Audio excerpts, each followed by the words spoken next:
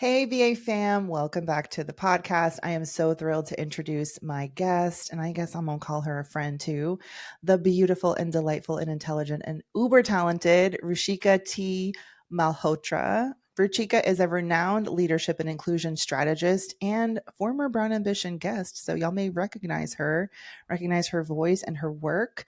She's also founded CANDOR, which is a global inclusive strategy practice, and she's the author of a brand new book that's coming out now. So, BA fam, we need to go scoop it up. It's called Uncompete, Rejecting Competition to Unlock Success.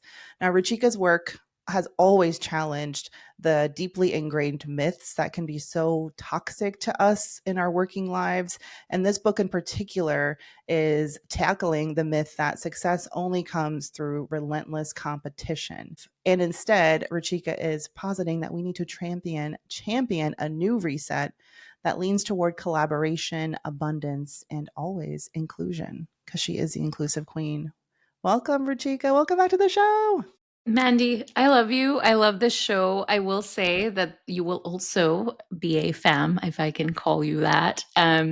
See Madam Mandy's name in it as well, and a little bit about the origins of this wonderful podcast and show. I was a little vulnerable, I talked about, Tiffany and I and our relationship in building this podcast. And we can talk about that, but I just want to zoom out because I feel very privileged because when this book was just an idea, I had the pleasure of just like kind of getting a little bit of a view into the behind door. And I remember being so excited when you mentioned the topic because it just felt so urgent and needed. And I know that this is a really freaking challenging time to be coming out with a book that is like, let's build community and lean toward each other and not be in company, not be at loggerheads. But I just want to say it still feels so urgent and so needed. And even though I knew that, as I went to start, diving into the book and reading it, it really warmed my heart. It really did. I knew I needed the message, but when you start reading the book, it just feels like a sigh of relief. Like, oh, someone out there is just still fighting for compassion and community. And so just thank you for writing it. And thank you for getting it across that finish line. It's no easy feat, no Mm, small feat at all. thank you for saying that.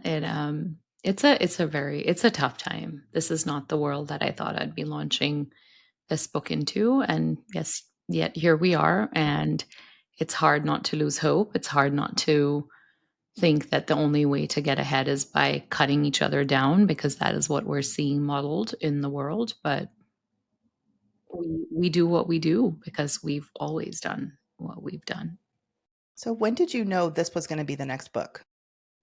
Oh my gosh. Oh, this is a good one. Actually, this kind of speaks to how, yes, they are different and they're very painful, but they're also not that different than what felt like the good times. So it's coming back from a speaking engagement. It was like 1,000-person conference. It was, speaking about my last book, Inclusion on Purpose. We were talking about the importance of like inclusion, and it was in healthcare, and it was really, we were talking about gender equity, like all of these things that I care deeply about.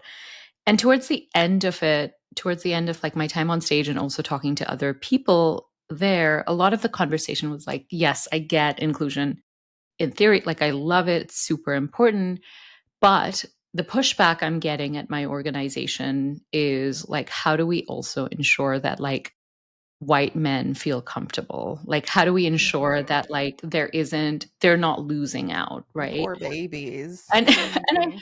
and I heard this again Mhm. and again and again and again. Like, and I think that was, and to be fair, that was like a tipping point moment where I was like, okay, this feels like I'm hearing this come again and again. And I'm like, all the time, I was like, it's not a zero sum game. Like, it's not like there aren't limited spots. And yet, that seemed to be the biggest, like, even in companies I worked with that were doing amazing things and big things, and really, like, again, people got it in theory and were doing cool things in practice. There was still this like little nugget of like oh my God, like, does this mean like I can't get ahead or like my next generation can't get ahead because the pendulum has swung too far in favor of women of color?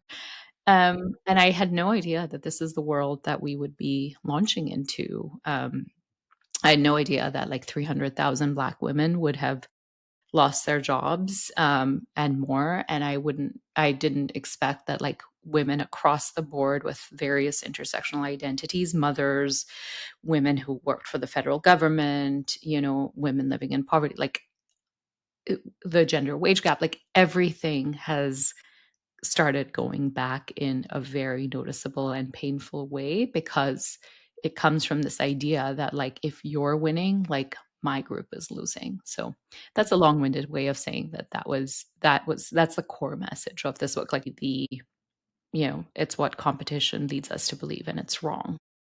We're just seeing this. I mean, it's not even the rise of this authoritarian regime. It's just, it is what it is, which really has centered on, really pitting people against one another and creating a collective enemy, whether it's immigrants or the woke elite. And, the idea that, these ideals, these people are coming for your opportunities, your jobs. There's not enough. What's giving you hope that there may be some Mhm. sanity left where this idea of, uncompeting may actually take root? Mm. There's so much evidence of it, Mandy. I mean, think of our friendship. Think of what you do with Brown Ambition. Think about the way you champion women to expect more in their lives and create community around that. Um, think about like the incredible communities of women of color that like we are part of and we have witnessed. I mean, we've been doing this work. I know, I mean, I don't want to make light of how challenging this time is. And also, we've been doing this work like this, we've been building for moments like this. Again, without being sort of like glib about it, because look, things are really tough indeed. But I will not, I cannot lose hope, right? And I know, and because a lot of these identities that are being attacked, I am an immigrant, I am a person of color, I am a mother, I have, like I am known as a DEI person, and there is now legislation that is like against the thing that I have advocated for 10 years. In many ways, it sometimes does feel like there's a target on my back. And so it is really hard. But I will still, like, I will not stop because I know I'm not doing this alone by any, stretch of the imagination. Yeah, I mean, you're right. Women of color, like, we have always found community and been so, like, empowered by it. I mean, there's just no way we could survive, through generations, through the challenges that our foremothers have, dealt with. Like, you have to sort of put it in context that things have been worse. And the answer for in those situations was sort of like, community and community organizing and supporting one another. I think we're so damn good at it. I feel like Mm. if We're I so can be candid, I think my fear is that there's this, there's this administration and this movement now to sort of excise those women Yeah. from positions of power where we Yes, could influence that's things. right. That's right. And when you talk about 300,000 women, Black women, losing their jobs in the first half of this year, it's definitely more by now. That stat only goes through July. And you see the attacks on like Dr. Lisa Cook at the Federal Reserve Board, and God. here in New York, Letitia James, trying to get her ousted. And of course, our queen, Kamala Harris, like, um, yeah, it's just like, Mandy, it's a when fear that Mandy, we're when you going meet away. Kamala, and I know you're gonna have a conversation with her Oh sometime. yeah, well, sure. Yeah, I'm putting it on, like, Kamala Harris, please come on this podcast because we need to hear from you. I mean, I need to read, her book, but, um, like, wow. Yeah, right, like, wow, and to still kind of, I mean, she's still around. It's not like she's licking her wounds and has, kind of Yeah. gone away. She's like, "No, this is terrible. What has happened is terrible, and y'all need to know." Right. We need to have an eye toward it. I want to talk a little bit about how like the stuff you're talking about in the book, um, pushing against the idea of competition. How has that helped you at a time when, like you mentioned, I mean, you have your consulting firm that works with corporations who want to invest in diversity, equity, and inclusion, and I can't imagine that this climate hasn't had an adverse impact on your work. What are the girls in your space doing to support one another, and what's been working to sort of like make up for any lost opportunities or lost funding and those types of challenges? Yeah. I mean, I have to say that it's been really difficult, and I think that the through line has been, if we pivot, how do we do it in a way that still stays really true to who we are and what we advocate for? And this was part of like what I was saying, even with my last book and the work that I've generally done. I think to be focused on advocating for a better world, it doesn't have to be by title. And I'll be honest, there have been times where even in the past where people would be like DEI expert, and I was like, I mean, I can understand why everything needs a label, or like I don't think I can understand. I can like appreciate that people need labels to simplify and to be able to say like this is what this person does. But I would always say to groups of people all the time who would say like I don't know anything about DEI, or I'm not like I don't have it in my title, and I was like you don't need it in your title. You need it in what we need is like you could be an accountant, you could be a doctor, you could be, running a school, you could be a teacher. Whatever you do, there is a real opportunity to ensure you do it intentionally and do it with a mind towards equity and inclusion that has nothing to do with your title. So my hope will always be that even in these times, even if for many of us, and I have friends who have closed down their DEI practices. I have friends who have completely pivoted. I have friends who have stopped being entrepreneurs and going back to a full time sort of gig somewhere else, and maybe even in a different field. So some have gone back to get degrees. I just, there's pivoting happening everywhere.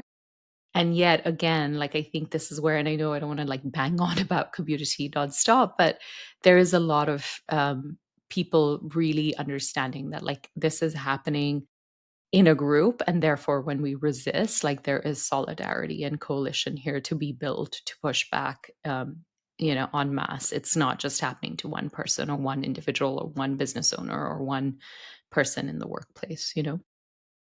Yeah, and I've been thinking about the women who are pivoting, like if you were lucky enough to, I don't know if lucky is the right word, but if your situation was that you were part of like an in-house department that was labeled with DEI or some version of that, there's the total rebranding of it, right? People Yeah. are dropping the diversity, maybe the Yeah. equity, just calling it inclusive or, any other, Social impact, or like, I mean, the pivots that my clients in-house have made, like, you gotta laugh, like, there's some of it like, it's so ludicrous because 'cause you're literally calling it like, all these other things, but you're still doing, like, the same thing? Like, what? Like, But oh, it's I mean, you kind of need like that's a yeah, form. I mean, I've thought of that and I've thought about like the people in-house who are doing that instead of just doing away with, who are willing to be a little creative. yeah,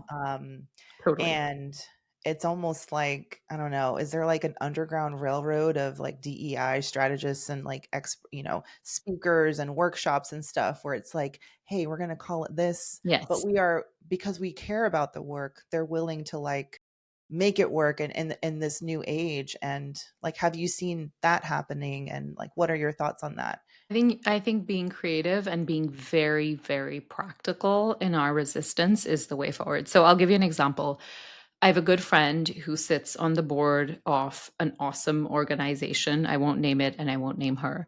Um, who that essentially provides shelter and housing for women leaving really dangerous situations. The organization does receive federal funding. So my friend who's on the board is telling me like, "Hey, I've been thinking about um like I've been in these conversations where other board members are like, hey, like we should stick fast to our DEI words and, we can't just capitulate, which I mean, yes, to some extent. And my friend, who is an awesome Black woman, essentially said, look, like, are you going to be the one who tells a woman who shows up at 3 a.m. with her kid, leaving a DV situation, hey, we don't have a bed for you tonight because we stuck to our DEI language and lost federal funding? Is that going to be you? Or are you the person doing that conversation? And so when my friend said this earlier this year to me, it it provided a level of clarity that like even someone like me um, who doesn't work in that situation, but it provided a level of clarity, like, if there's a way to do this work and you gotta be creative about it, you gotta get practical. Like, you're only gonna resist if you are practical about it and you do it in sort of community in lockstep with other people in the same situation. And that's the kind of clarity I think we all need at this point. If you gotta push back, you gotta push back, and you will use their sort of tools to push back on them, you know? Yeah, I just feel like the broader mission has to be taken into account, the impact that you can have by continuing the work rather than like, choosing that hill to die on, so to speak. I mean, I think about what can happen when like the Washington Post, for example, they fired one of their columnists and My god, Karen Attia, can we just say she's amazing, and I'm so glad that she has been leading in so many ways, and then was also very kinda, like, vocal right now about what's happening. She didn't kind of, like, fade into the night as someone who is in journalism and who has worked and written for some of these, or, well, past journalist. It's really hard to take on institutions like that and be open about what happened, and she's, I mean, more power to you, Karen. I'm just worried for women of color in corporate institutions that don't have protections and don't have people in places, positions of power to buffer them against what's happening. And that being said, like I'm also a coach and I'm working with women who are fighting tooth and nail just to get in those corporations. I was on I was on CNBC interviewed by them recently, and I just was like, it's like musical chairs, and there's like 100 people going after 12 chairs. And that's just what the job market can feel like now. There's just not a ton of opportunities because of how terrified companies are to make investments in talent, because of how jacked up, this administration is, and no one knows where the economy is going. And that leads to more people vying after fewer opportunities, Mm. which is like literal competition. How do we, like, I want some wisdom from you in this moment. How do we stop ourselves from falling into that, like, dog eat dog mentality, which would be really understandable given how tight things are right now? Yeah. I mean, I love that you named the fact that it's systemic and it's not an individual issue, right? And I think a lot of times until recently, a lot of the narrative was like, you're not trying hard enough, like your resume isn't good enough, like you are lacking something inherently that makes you less employable than your competitor or your rival.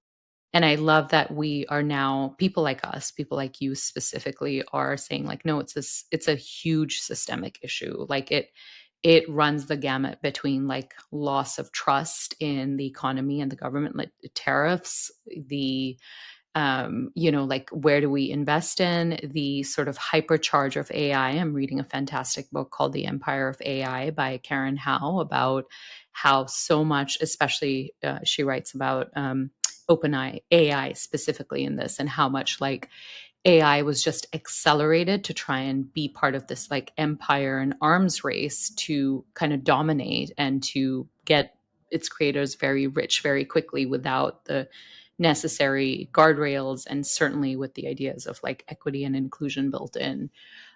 So all of this to say, like, yes, it's absolutely systemic, and it's not, I hope that individuals who are, trying to get into these corporations don't see it as an individual failure, which I did. Like, I graduated and was on the job search in 2008, which was right after, after like the year there was this huge financial crisis. I saw friends literally like graduate, think that they had a job in banking, and have it pulled like the rug under their feet. And at that time you feel very much like it's you, like if you were better they would have kept you on, and it was hard to see it as a systemic issue, which I hope now people have a little more clarity, like this is totally systemic. And yes, there has to be a mindset of like supporting each other, collaborating with each other, sharing opportunities with each other. Some of the best, so, in the book I write about a good friend, Aiko Bethia, a few years ago. Oh Her yeah. and Aiko's amazing. She also has a book out. It's called, oh my gosh, I'm going to lose I know there's aligned and accountable in it. I think there's one more A for Aiko, but the book's coming out in the new year. But essentially, Aiko and I were vying for the same opportunity. We pitched the same client. She got it. She got the client. And I kind of had a moment where I was like, what matters more to me, right? Like, does it matter more to me that like she quote won, I lost, and I'm gonna like sulk in that, and I'm gonna like get like completely like overwrought in that feeling of that emotion of losing out on something that would be a big opportunity? Or does the relationship matter more? Essentially with Aiko, in that moment, I could either again lick my wounds and feel terrible and then be like, oh, like she's my rival, or I could say, like, no, she's my friend and she's like going to be a mentor. And I believe this relationship is worth so much more than me getting caught up in one loss. And I don't want to make light of that situation. And what's wonderful is, we have this wonderful friendship that has now, been ongoing for years on end. And sometimes we don't see each other. And then when we do, it's like, like the angels cry type of situation, at least for me. Aiko, if you're listening and you disagree, you can disagree. I won't judge you. But I think, again, that mindset has to be like the right opportunity for me will come for me. It'll be at the time that I will, that is important to me, and that will be the right time for me. And I think that there is a level of practicality that we have to build for, and that does mean that this is a time, sadly, where, we have to figure out our finances. We have to figure out what are the investments that we can make and the ones that we cannot. And I think this is a time to like organize and push back against a lot of these ways that have kept us scarce. Because you and I both know this. It's not that there's a scarcity of actual money, right? There's never actually a scarcity of actual resources. The scarcity is in pitting us against each other and making us fight with each other, and really continue a long tradition of what, I write about in the book called divide and conquer, which is when you divide people who have similar interests and make them think that there's fewer resources, then they're easier to control. So when you get, and I mean, I think it's so relatable, that idea when you see someone who you respect and you admire and your friends and they get something and you're like, God damn, I know the would have feeling. been nice. um, yeah, it's like times like that, it can be really challenging to not then say, "Oh, I'll just have to work harder, be Mm, better, yeah. push myself, something, I can do this." You want to fix and you want to move forward and you want to like, how do you stop yourself from going down that path, which, as you write in your book, can lead to burnout and fatigue and anxiety and all these like internal health issues that can really be destructive to Yeah. us. Yeah. One of the things I really appreciated was looking into the research around envy and comparison. I mean, we're social animals. We're born to compare ourselves with each other. Literally, that is what we are hardwired for. What we are not hardwired for, which I was very happy to learn and research, despite being told this my whole life, is that like humans are hardwired to compete. That's not true. And I kind of push back against that science and narrative in the book. But we are hardwired in many ways as, social creatures to like compare ourselves to each other, see how, the other person's doing and kind of rank ourselves a little bit in that. So the research around envy and motivation really gave me a lot of like it just gave me fire in my belly to recognize that it's okay to be envious of people. It's okay to take that as a signal around like, is this something or to have that moment of intentionality to ask, like, is this something I really, really want? And why do I want it? And is there a way to talk about or think about this person's win as like, is there something I could do to like fall in love with the process that it took for them to get to that position? Right. And what is it telling me about what are my career goals? Because a lot of times, the way that envy sort of works, especially in our social media world, is oh my gosh, like someone got like this award in something completely unrelated to like what I do, but I hate them now or I feel less than around them. And I don't think many of us stop and ask ourselves, like, is that award something that I really want? And if I want that award, like, what can I do to make sure that I'm doing taking the necessary steps and falling in love with that very hard process to get to that point? Um, so I think that there is some really interesting research around like motivation and envy. It's called benign envy, where you can look at someone doing something great and kind of motivate yourself to do better rather than malicious envy, which is I want to take them down. I want to like disparage them. I want to take it away from them.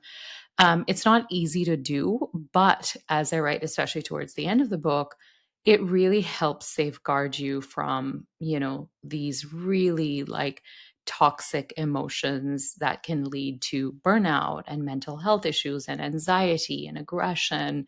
I know many people I know, including myself, like there have been times in my life where things aren't working out and I turn to vices. Like I turn to more glasses of wine than I need and things like that to kind of numb the pain. And I think it's really important to understand like where are those feelings coming from and process them. They're not, I mean, they're feelings that you kind of grow up, especially if you're in a religious household. You hear Mhm. envy is one of the how many sins, the Yeah. worst sins, and we all know that expression, and it's the introduction of your book. Comparison is the thief of joy, and they're not nice feelings to have and to admit that you have. And I think I know in my practice, like I've done so much work, um, just like sitting in my feelings instead of trying to numb them, like you said, and use these unhealthy coping mechanisms. And I gotta say, writing down your feeling and admitting it even to yourself, like I feel, and like labeling it, I feel envious, I feel jealous. And it's a practice, but getting to a space where you're not judging yourself for that Mm. and where you don't feel worse because it is a human emotion. And then what I'll do is I'll write down the feeling and then I have to explain why. And I have to say, here's what I'm envious of. And I like the idea, like you said, that sort of thought exercise of, is that something that I actually want? Is that the thing that's for me? And what typically happens if I'm journaling about that is like, but that is actually, it can't be for me because it Mm. was for her. Yeah. That's not for me. Yeah. Something else is for Something else me, is for me. Yeah. you know? Mm. Yeah. Um, but in that moment when that emotion kind of seizes you, it's quite like I don't know, not intoxicating, but kind of when you're seeing Yeah. that with that emotion mind, you just kind of have to slow down. And for me, writing it out, as basic as that sounds, really helps. No, it's great advice, and it really pairs a lot with the actual other research-backed way to manage many of these emotions, which is to write down or speak out or have some level of practice, which is around gratitude. And I have to be careful because look, gratitude has been weaponized for women of color, and there's a lot of like, be grateful, even if you're treated like Yeah. shit or whatever it is. Which is this is not it, right? But this is saying and the research behind saying like slowing down again and saying like but what are the things I do have, like what are the things that do give my life meaning and joy, like what do I need to be doing more of, right, to engage in those practices of like joy and gratitude. And for me, that has been, again, really powerful. And most of the time, and again, in a capitalistic, hyper capitalistic, in a competitive society, it's like, oh, well, then the way I deal with it is I should be on like this amazing vacation in Italy where I'm drinking wine and whatever it is, like so and so, rather than understanding that a lot of times the real joy and the real gratitude can come from things like, and I write about this in the book, like middle of the summer peaches in Seattle, like magic. And I actually would say, like, in being able to ground yourself in those moments and be really present, like, that's how we navigate a lot of these bigger, that's how we build that reserve inside, how we navigate these bigger, huge challenges that we're facing. As I was reading the book, and I talked to you about this before, I love that you focus on rest and taking care of yourself and getting off that hamster wheel, but like really doing good things for your body. It resonates with me so much because, and I haven't talked about this on the show and I might cry, but I'm going to try not to. Please I cry. have, I have not been able to sleep for like 6 months. I have sleep apnea. I've had this like this like a really intense anxieties come roaring back, and I'm like trying to work my way through it, and I'm getting my medical help that I need, but everything feels so much harder when you're not in a rested, like cared for state. And I want you to talk about that, so I can shut up and get out of my emotions for a second. But how much easier it is to live these values and to like think this way when we're actually like okay and taking care of ourselves to start with, how much harder it is when we're not able to. It sucks. I have no other way of saying it. I'm so sorry. And I feel it in my body. I mean, I didn't sleep well for years on end, and got the help I needed, and am in mostly a manageable place. It's never like knockout cold for 9 hours that like the body now needs, that science now proves, that we in our communities, I think inherently knew, but capitalism was like, no, competition was like, look, you sleep when you're dead, and all of these terrible um things. I think that it is really a radical act of resistance for us to like choose rest and embodiment. And of course, the great Trisha Hersey had this in her book, Rest is Resistance. I write about how reading her book around the time I came out with the idea, like came out like where the idea of uncompete solidified was around the time I actually read Rest is Resistance, because I was just like, yes, like what is happening is disproportionately women of color are being forced to like not rest because of all these horrible stereotypes, like being lazy or being left behind or not like working hard enough or not being good enough. But that is just not the way that we're going to like be able to like, we literally will lose the ability to stay on in the fight, like be in the long term fight and in the long term community, if we're burning ourselves out, if we're running ourselves to the ground. So I would say rest is one of the most, being in an embodiment practice for yourself. And that does mean, I mean, that has meant that I have turned down opportunities so that I can make sure I build in rest. I've turned down travel opportunities because I have prioritized my health. And these are newer things. I mean, until very recently, in some ways, until I like wrote the book and that those chapters where I was like, I can't be a hypocrite now and like run myself ragged when I'm telling people like to uncompete. Um, but it's been life changing. And I think what it did, and speaking often as a business owner who literally my business inquiries, I talked to the New York Times about this. I was nervous about it, but I decided to go ahead. And I hope people understand, like I had an 80% drop in business inquiries between 2024 and 2025 in the same 1 year, like in a 1 year period. And I'm sure that's even more now if I didn't do the maths after that. Um, but the rest and embodiment practices that I had built, I went and got a yoga, um, teacher certification. I don't teach, it was for myself. but so much of the certification I got and the teacher I trained under was around the philosophy of why yoga came about, right? The ancient Sanskrit and Vedic traditions that have kind of led us to where we are. That said, like you know, your body is worthy the way that it is. You know, there's a concept called mudita and in sort of Vedic Sanskrit traditions, which is like, again, like have joy for others' successes, because what's made for you isn't like going to not come for you. Like you will get it. And I think that could only come like dealing with such a huge loss in my business and dealing with so much of stress around like how do I like get creative and make sure that the people who depend on me to employ them, you know, don't lose their livelihood. It came from a place of like deep like knowing and embodiment of like, this is how we're going to navigate these times. And if I think I had tried to navigate those times with like stress and anxiety and running myself ragged, I don't think I would be able to get to this place of where I am right now. Yeah, it can feel like the answer to some sort of challenge is action.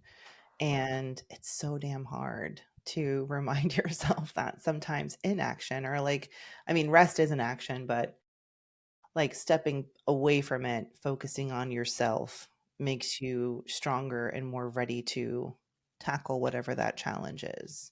And to take strategic action, right? Like there is action you take because you're like, ah, like I'm spinning, I'm throwing everything on the wall and hoping something will stick. To like, no, here are like 3 things that I can reasonably do without burning out to try and navigate these times, you know, and these are like what makes the most strategic sense and what is the best use of my time.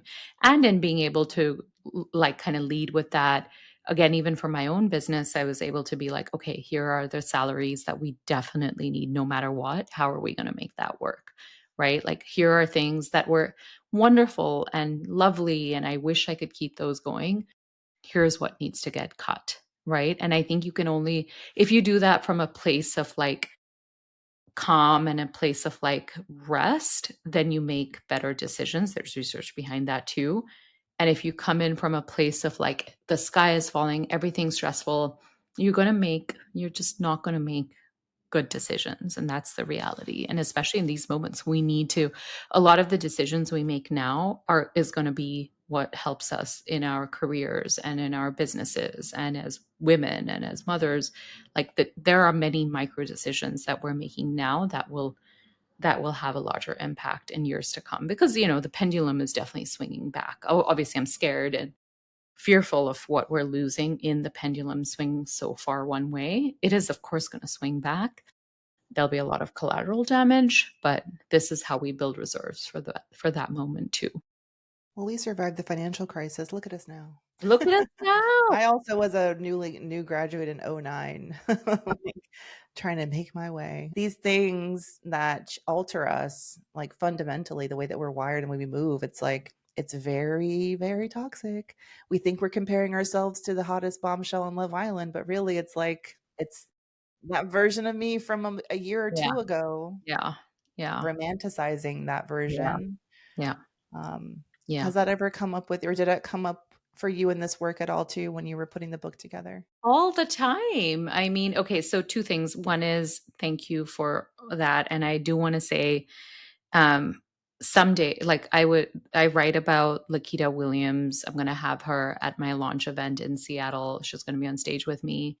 She's my business coach and a dear friend who told me and talked to me about spoon theory. And as someone, you know, she identifies as a badass entrepreneur who has a chronic health condition. Lakita really talked to me about like spoon theory and the idea that like not everyone has the same hours of in a day, right? And it's less about hours and more about energy. And if you have chronic illness or disability, like in the disability justice community, there is this concept of like you have your energy is a finite amount of spoons. So how are you going to kind of, and what could take, you know, 1 spoon of energy today, i.e., you know, getting out of bed and having a shower, tomorrow could take 4 spoons, and then you only have, a remaining number of spoons left. So I have to say, like, what one of the most pernicious challenges of competition is this idea that, like, you have to compare yourself and you have to immediately rank yourself, and then you feel terrible, and it sometimes often immobilizes you to then even get back on your feet because you feel so terrible. So I want to say that.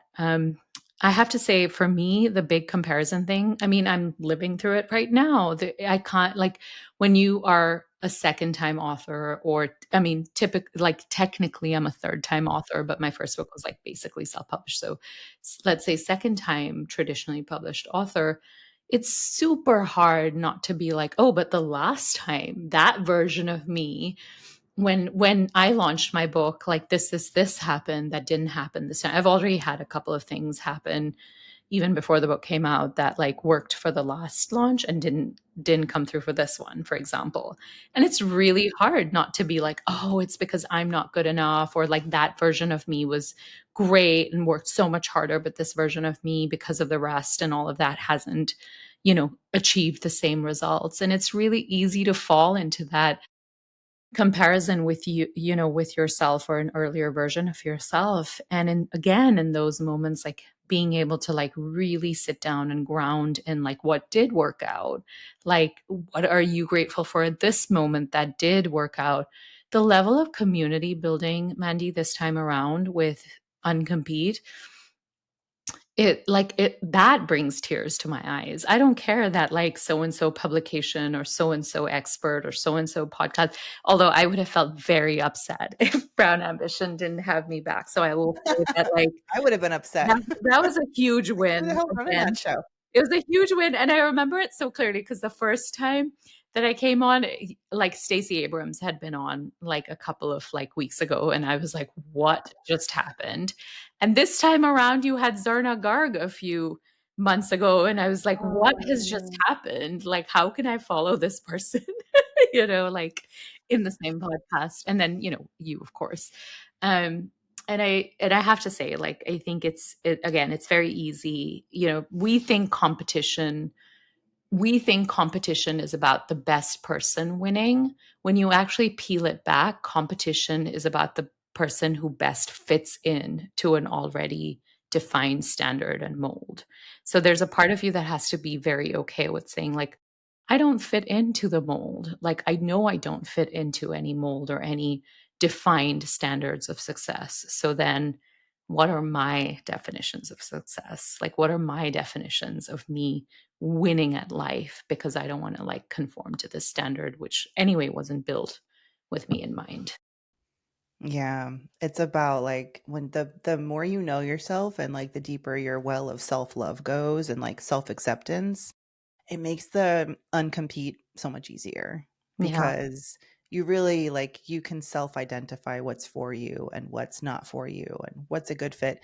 Even with the show, I mean, there's there's tons of other podcasts, right? And I'll see so and so's got this book and they're on that episode and I love this person, but is that the right fit for Brown Ambition and for our audience? And, so I'll stop myself from chasing down a lead for a certain person or a certain whatever. And it's just like, oh, wait, girl, you're losing sight again. Just bring it on back, bring it back to your focus. And that's why, of course, it's an easy yes for someone like you to be on the show. I mean, you are Brown Ambition personified. Thank you. And I just want to add one more quick thing with that. I just want to say so much that, like, your community, like, is just really powerful. And I'm glad you're not, podcast A and B and C and D. Like, this is a really special community for a reason. And I would not want you to lose this beautiful community because you chased and became A, B, C, D. Like, that's not it, Right. right? That's That the other fear. yeah. Yay, fam, you're my boss. Tell me how I'm doing. Tell me what you like and you don't like. Thanks for saying that. Well, I want to wrap things up by just again congratulating you on the book. And just to say that I've been waiting for months, ever since I kind of knew the book was happening. And before, I even launched this new sort of initiative under Brown Ambition. I've just been waiting to tell you that I'm going to make Uncompete my book club selection for November. Yeah, Brown Ambition Book Club. We are going to be scooping up our copies of Uncompete. She is and it's kind of off of I've been doing like a bi-monthly book club pick. Your book doesn't come out until November, but I don't really care because I can make the system and break it. But Uncompete is going to be our November, December book club pick, You have y'all. to stop. Like, Yay! I don't have words. Oh my God. We did it, Joe.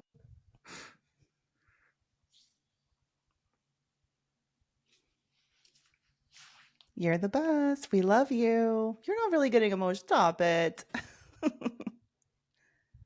It's that important of a message. We need this book. It's so the opposite of what everything else is telling us right now. It just feels right, you know. It's not going to be about, picking a book that's going to be like, we're going to invest more and work harder and work smarter and be more productive and here's how you're going to use AI to change your career. No, it's like this book is the answer. I feel like it's how are we going to take a breath? How are we going to stop comparing ourselves? How are we going to reach toward each other, start building community, harnessing joy, all these concepts that just feel like they don't have a place in this America that we're in right now. I feel like this is an act of resistance to say, no, this is a book that we're going to read as a community, BA fam. And I'm just so proud. I'm so proud to have it on our shelves. I mean, I'm speechless. I'm like speechless, actually. Thank you Say so much. something. I mean, thank you.